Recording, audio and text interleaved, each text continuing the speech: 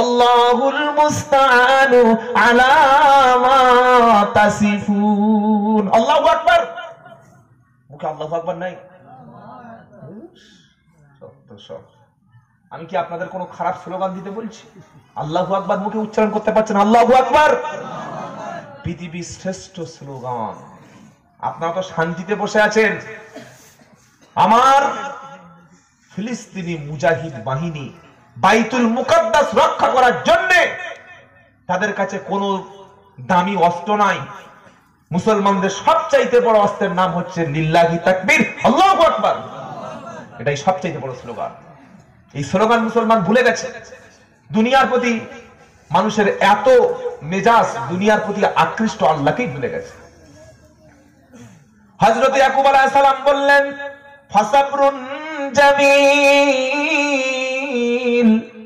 আমি উত্তম সবর করব, উত্তম ধৈর্য ধারণ করব। বলুন সুবহানাল্লাহ। সে সবর 40টি বছর নিজের সন্তানকে হারিয়ে বাপ কাঁদতে কাঁদতে বন্ধ হয়ে গেছে, চোখে দেখতেই পাচ্ছে না। কি সবর বলুন তো? এরকম সবর কার আছে? ছেলেকে হারিয়ে তিনি সবর করলেন, এটা ছিল তার জন্য সবর। এইভাবে আল্লাহ পাক প্রত্যেকটি নবীকে কঠিন কঠিন পরীক্ষায় ফেলেছেন।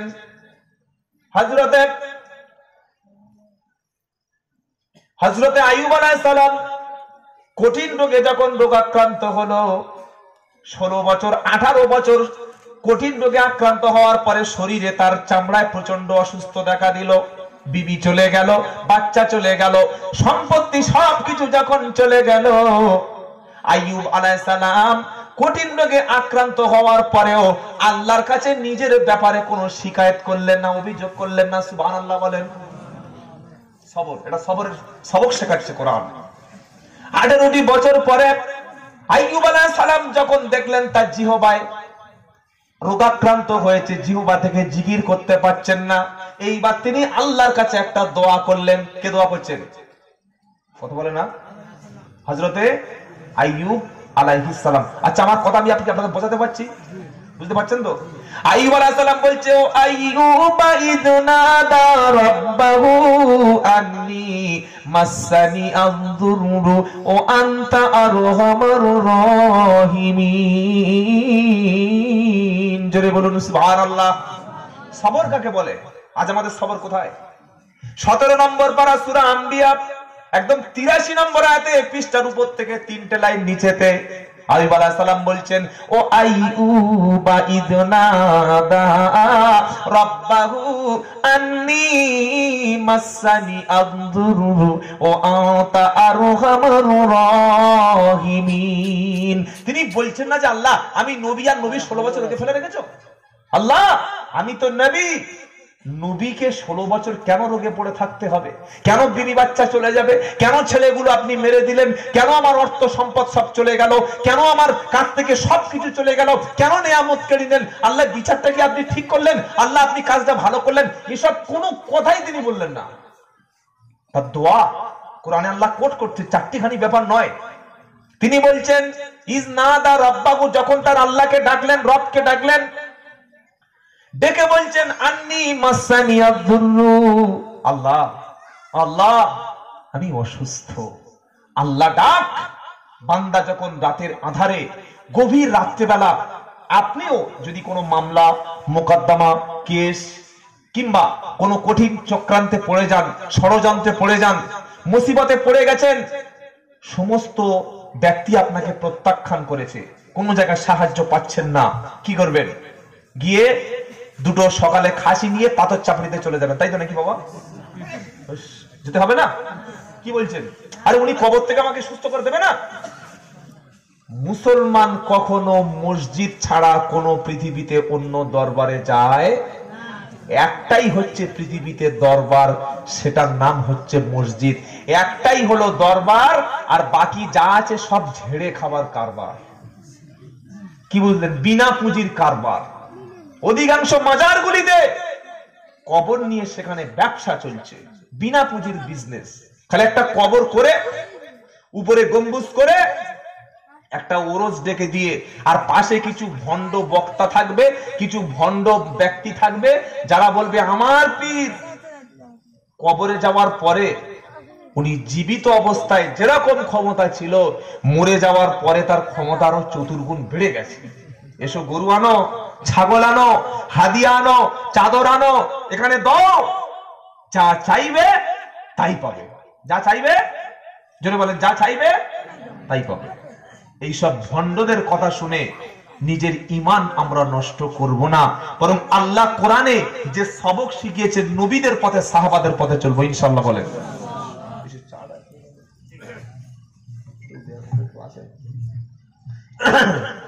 তো আইয়ুব আলাইহিস সালামের দোয়াটা শুনলেন, উনি কি বলছেন? আল্লাহ আমি অসুস্থ। উনি বলছেন না যে আল্লাহ আপনি 18 বছর কেন রোগ দিয়েছেন, বলছেন না।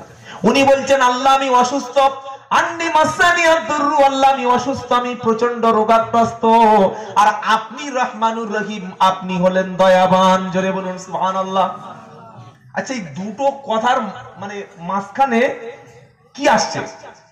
উনি বলছেন না যে আল্লাহ আমি অসুস্থ, আপনি সুস্থ করুন, এরকম কথা বলেছে? বলে নাই। উনি বলছেন না যে আল্লাহ আমি তো 16 বছর 18 বছর রোগে ভুগছি, তা আপনি একটু ফেরেশতা পাঠিয়ে আমাকে ট্রিটমেন্ট করতে পারছেন না? ওসব বলছেন না। কি বলছেন? আন্নি মাসানিয়াদ দুররু, আল্লাহ আমি অসুস্থ, আমি রোগাক্রান্ত, আর আপনি রহমানুর রহিম, আপনি দয়াবান। এটার দাঁড়ায় তিনি বলছেন আল্লাহ আমি অসুস্থ হয়ে গেছি, আর আপনি তো দয়াবান, আপনি তো রহমান, আপনি তো ক্ষমাশীল, আপনি তো দয়ালু, আপনার দয়ার কোনো শেষ নাই।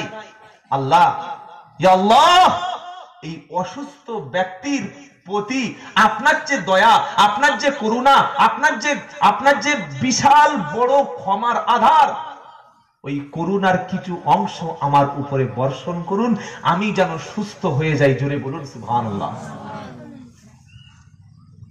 আল্লাহ ডাকে সাড়া দিয়েছেন না দেন নাই? জোরে বলেন। আল্লাহ ডাকে সাড়া দিয়েছেন না দেন নাই? আল্লাহ পাক বললেন ফাস্তাজাবনা লাহু ফাকাশাফনা মা বিহি মিন দুর। আল্লাহ বলছেন আমি আইয়ুবের ডাকে সাড়া দিলাম। সুবহানাল্লাহ বলতে ইচ্ছা করে না? ডাকে সাড়া দেয় কে? আল্লাহ। মাজার থেকে ডাকে সাড়া দিতে পারে না। আপনি গেছেন আজমিরে, আপনি গেছেন বাগদাদে, আপনি গেছেন পাথর চাপড়িতে, আপনি গেছেন ঘুটিয়ারি কোন পীরের কাছে, আপনার ভাষা বাংলা, পীরের ভাষা ছিল আরবি, খুব ভাষা বুঝতে পারবে, তাই তো নাকি? কি বুঝলেন? তিনি হয়তো ঘুমিয়ে আছেন, আপনি ডেকে ডেকে চলে আসছেন। আল্লাহ বলছে ওয়ামান আযাল্লু মিম্মান ইয়াদউ মিন দুনিল্লাহি মাল্লা ইয়াস্তাজিবু লাহু ইলা ইয়াউমিল কিয়ামাতি ওয়া হুম আন দুআইহিম গাফিলুন।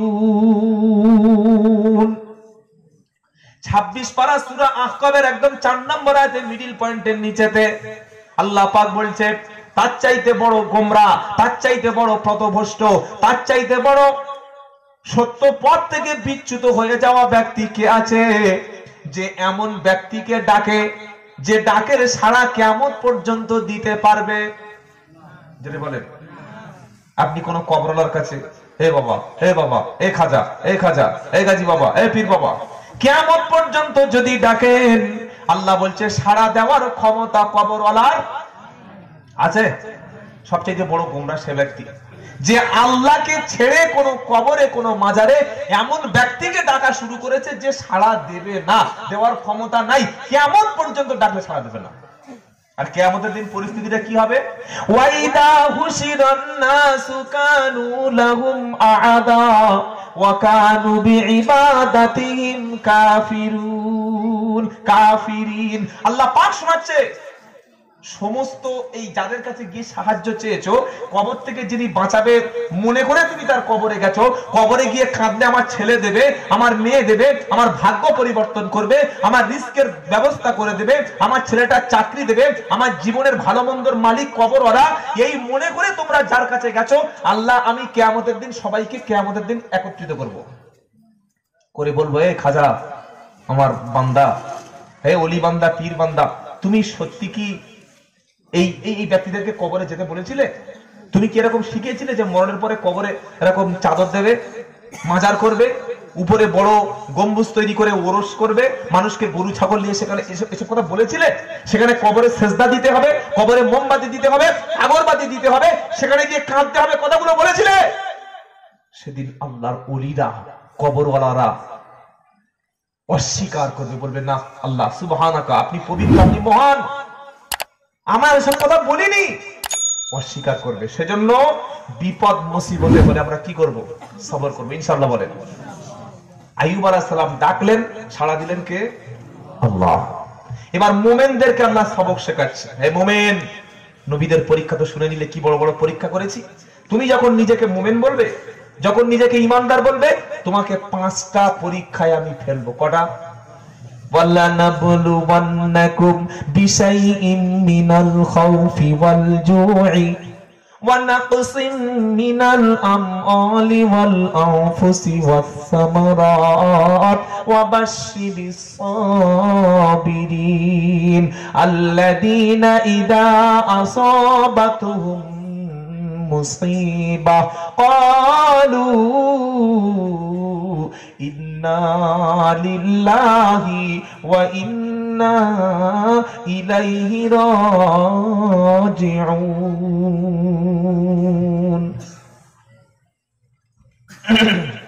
পরীক্ষা ছাড়া জান্নাতে যাওয়া যাবে? আহাসিবান নাসু আইতুরাকু আইয়াকুলু আমান্না ওয়া হুম লা ইফতানুন। আল্লাহ বলছে, মানুষ কি ভেবেছে পরীক্ষা ছাড়া জান্নাত দিয়ে দেবো? কোন পরীক্ষা দেব না। তুমি ভাবলে কি নামাজ রোজা তাহাজ্জুদ আছে পরীক্ষা ছাড়াই জান্নাত? তোমার আগে সাহাবাদের পরীক্ষা নিয়েছি না? নেই নাই?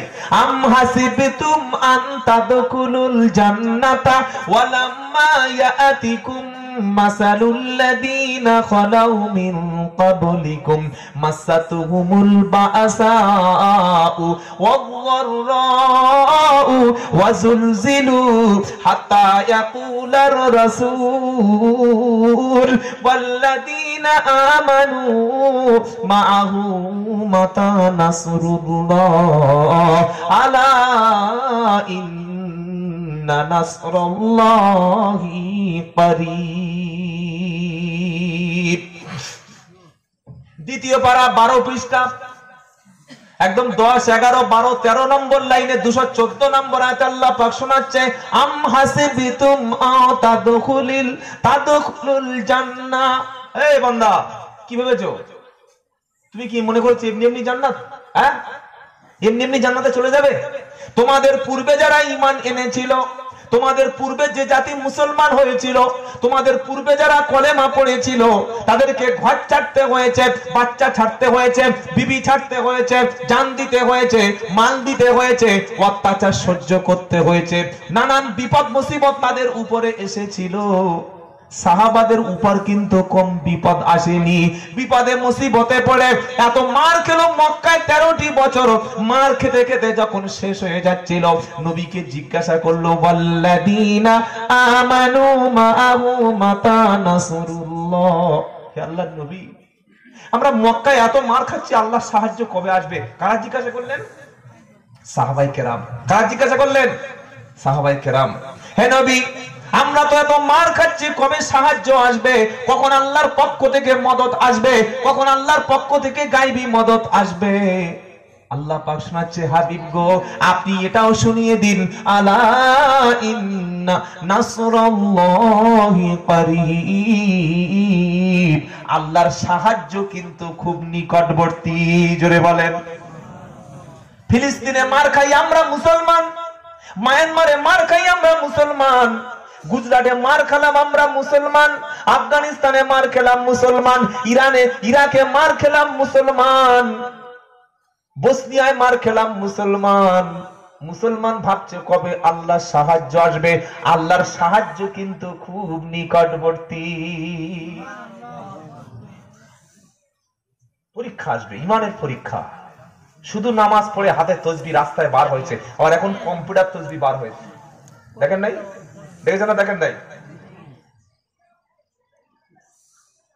একদম ওই হাতের আংটির মতো হাতে একটা গলিয়ে নিয়েছে, নিয়ে